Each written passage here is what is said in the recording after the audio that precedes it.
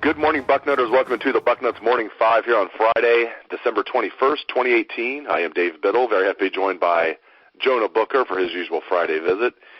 JBook, there is, of course, a lot of smoke out there about quarterback Justin Fields from Georgia, perhaps transferring to Ohio State. What do you anticipate will ultimately happen with Justin Fields? Yeah, when the news first broke, I thought it's just a bunch of rumors or hearsay. And as the week progressed, more and more information started to come out from multiple people who saying that their sources are telling them that this thing has a lot of legs and there's a very good possibility it's going to go down for Ohio State. I know Georgia Bulldogs 24/7 insider Rusty Manziel, who is dialed in to Georgia football as there is, and he posted yesterday on their site that from what he's been told and what he's hearing, it looks like it's going to be Ohio State. You add that in to what ESPN had released an article late Wednesday night, and it was saying that they were also hearing that Ohio State is obviously the front runner. The Toledo Blade ran a similar story. You also had one of the Georgia insiders was on the Paul Feinbaum show of the SEC Network on Wednesday, and they were saying that players that are close to Justin Fields are saying that it's also going to be Ohio State. And then add another element to it. Dwan Mathis flipped from Ohio State to Georgia, and essentially his coach told the Detroit News that they were told that Georgia was expecting Justin Fields to leave, transfer to Ohio State, which created a vacuum for them when it came to how many quarterbacks they had on the roster. And then there was a clip from a Georgia beat writer where Kirby Smart had let it slip out on recruiting day talking about Dwan Mathis that Fields was leaving. So you tally all of that up, and I know a lot of people said Oklahoma's in play, which I think they absolutely are, given their situation. But it looks like Ohio State may hit a home run here, which would be an absolute game changer and potentially a program changer, because if you can get a talent like Justin Fields into Ryan Day's system, and if he can develop him, what's that going to do is going to create a situation where talent is going to want to play with talent. If Fields goes into the Ohio State system and he beats out Tate Martell and he has a tremendous year, it's only going to elevate the South when it comes to those type of players, seeing a guy like Justin Fields being the heart and soul of the offense leading the charge. It's immensely exciting thinking from Ohio State's perspective here. You could lose Dwayne Haskins. They will lose Dwayne Haskins, the best passing quarterback in Ohio State history, and they could replace him with a guy like Justin Fields, who, of course, JBook was ranked as the number one quarterback in the country in the 2018 class. I believe he was number 2 overall, regardless of position, according to the Composite in the 2018 class. So, just from what you've seen, just describe to the listener, if Ohio State does get Fields, what type of quarterback are they getting? Yeah, and I know there's been a lot of analysts who have said that this guy is probably one of the best guys that they have ever witnessed when it comes to playing football, not only in the 7-on-7 camps, but also with the pads on in the games. Obviously, there still needs to be some development in his game, but what you're getting, and you and I talked about this, several months ago when we talked about the quarterbacks in the likes of Dwayne Haskins and Tua and Trevor Lawrence and Kyler Murray, what those guys bring to the table, they're the cheat code. Those are the type of guys that if you get the ball in their hands in the right offense, they can make all the throws, but they also are dynamic enough that they can just absolutely unlock your offense. Justin Fields has that type of potential. I think he can be in that mode of a Deshaun Watson. He is a program-changing type of talent. Obviously, he wasn't happy with the way he was being used at Georgia. Give me Ryan Day and Ohio State's offense all day, every day, over what is being tried out there at Georgia, because I think Ohio State's offense fits his game a lot more than what Georgia. Georgia's going to line up with a two tight end power football type of set. They're going to run a pro-style offense. Ohio State has a lot of pro-style concepts if you look at what's happening in the NFL today, but they're also going to go tempo. They're going to spread you out, and they're going to scheme you to get the matchups that they want, and I think that really fits Justin Fields' game. And Dave, I know you heard it numerous times from our fans on social media and Twitter, as well as the message boards, and a lot of people saying, well, what about Tate Martell? What about Tate Martell? I'm a big fan of Tate Martell, but you can't turn down a talent like Justin Fields. To me, you bring him in and iron sharpens iron. The cream will rise to the top. If Tate Martell beats him out, then that is a win-win for Ohio State, because that tells me Tate Martell absolutely killed it on the field, and he undisputably won the coaches over. But if you have Justin Fields and he comes in and beats out Tate Martell, then you've essentially upgraded your quarterback position. I agree with you 100%. The Buckeyes signed 15 so far in their 2019 recruiting class. Doug Nestor is still verbally committed, so he's the 16th member of the class so far. The class is ranked number 12 in the country in the 24/7 Sports Composite. JBook, what are your overall thoughts on the 2019 class thus far, and what Ryan Day has been able to do with it?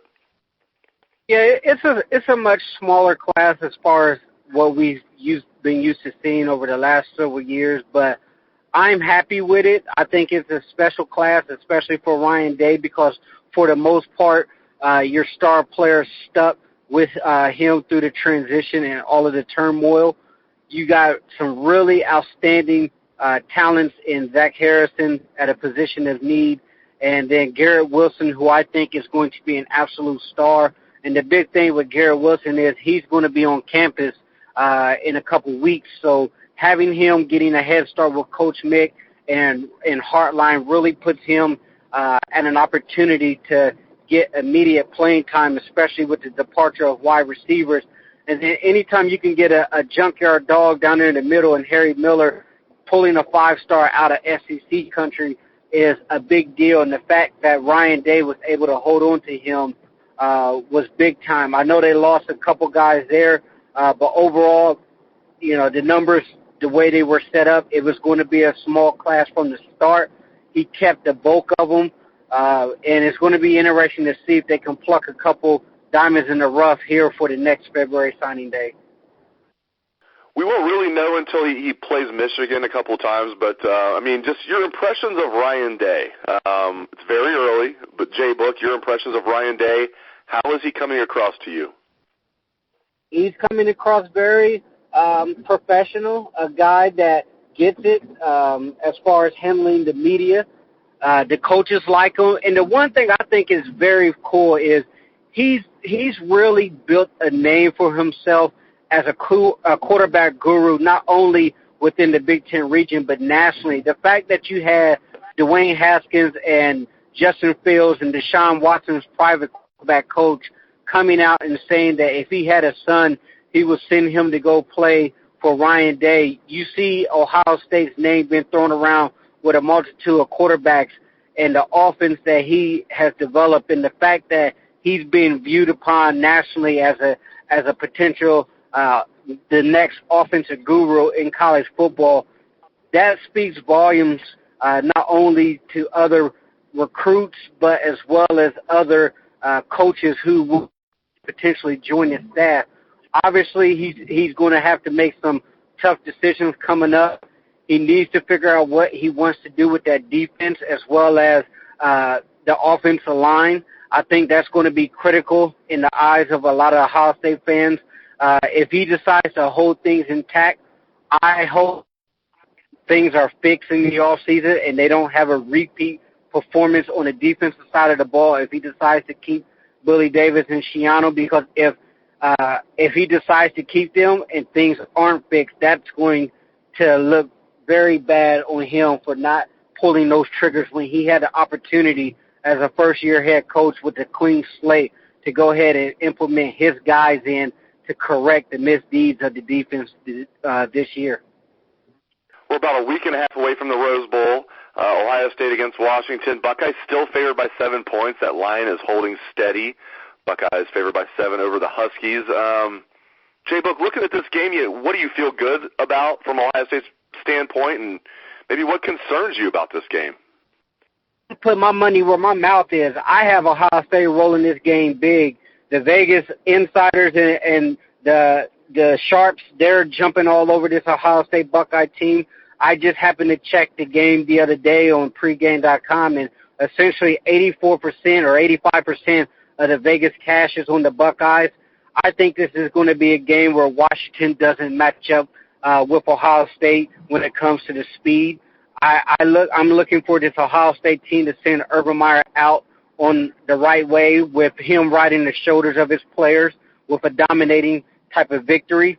I think Washington is a very solid football team fundamentally, but when it comes to what they want to do offensively and the talent that they have, I just think it's going to be a mismatch for them when it comes to Ohio State, and giving this team a month off to get healthy is greatly going to benefit them. And I think Dwayne Haskins is going to want to go out in style and have just a phenomenal performance on the big stage. So to me, I got Ohio State rolling big time in this game, and give Urban Meyer the time to prepare. He's pretty much a 90% ball coach and winning those type of games. And, Dave, I just can't see this team coming out and laying the egg for Urban Meyer's last game. Like, my gut tells me this team is going to be up, and they want to see him out in style. All right, last thing real quick before I let you go. Buckeyes versus UCLA in hoops tomorrow. Yeah, we're going to talk a little basketball to finish the show off here. Ohio State against UCLA in basketball tomorrow in Chicago, 3 p.m. Eastern time, televised by CBS. Buckeyes have a 79% chance of winning this game, according to ESPN's analytics. JBook, the Buckeyes are 10-1 overall going into this game. They're ranked 15th in the country. This is supposed to be kind of like a rebuilding year, and here they are 15th in the country. They were picked 10th in the Big Ten. Cincinnati, who Ohio State beat in the opener this year, just blew out UCLA a couple nights ago. The Bruins are just 7-4 on the season. They are unranked. But tomorrow's game should still be interesting, and I love what Chris Holtmann is doing with this team. Just, JBook, your thoughts on Ohio State versus UCLA tomorrow, and just your thoughts on where the Buckeyes basketball program is at in general. Yeah, as you mentioned, Cincinnati got the best of UCLA in their last game. Cincinnati absolutely destroyed them. This UCLA basketball team is just an okay team, nothing special. As you mentioned, 7-4 here. I think Ohio State definitely has the upper hand. This Ohio State team under Chris Holtmann seems like they're always being underappreciated when it comes to the national media. Being picked 10th in the Big Ten is just absolutely absurd. But I think this basketball team, it's similar to last year in regards to how they go about their business. It's a basketball team that's very disciplined. It's a very, very well-coached defensive team, which leads to a lot of open possessions for them.